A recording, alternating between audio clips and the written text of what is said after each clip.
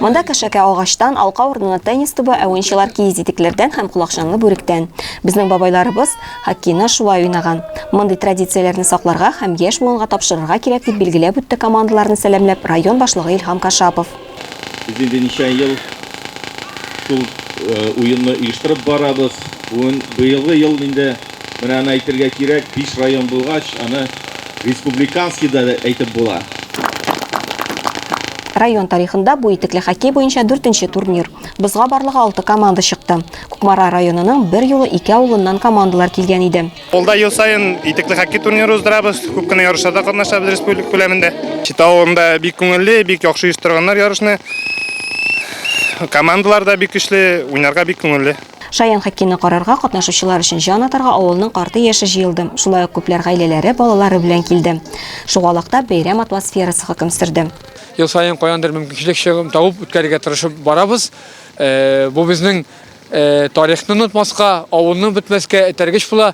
Чөнки безнең шушы итекле хоккейны әти бабаларыбыз уйнап үскәннәр. Без аны онытмаска тиеш, без аны киләсе буынга да җиткәргә тиеш. Питере шалга шыты яши. Турнир хуҗалары кунакларны һәм катнашучыларны кайнар ризык, коймак һәм самаварда кайнаган хуш исле чәй белән сыйлады. Без бала вакытта уйныйдык. Бик күңелле, 6 команда менә Миннур бик зурлап әзерләнгән. Ашатып та алдылар, первый, второйлар миш кыймаклары белән чәйләр эчеп, бик зур кунак булып, уеннан ләззәт алып уйныйбыз. Бүгенге дә менә бик күңелле, бик рәхәт, һава торышы да как раз менә бүгенге хоккей уйный торган, шушы итекле шаян хоккейны уйный торган һава торышы бүгенге көндә, Аллаһка шөкер. Менә әле генә бер уен уйнадык. Кукмара командасының, җыелма командасы белән уйнадык, әле җиңдек, Аллаһка шөкер.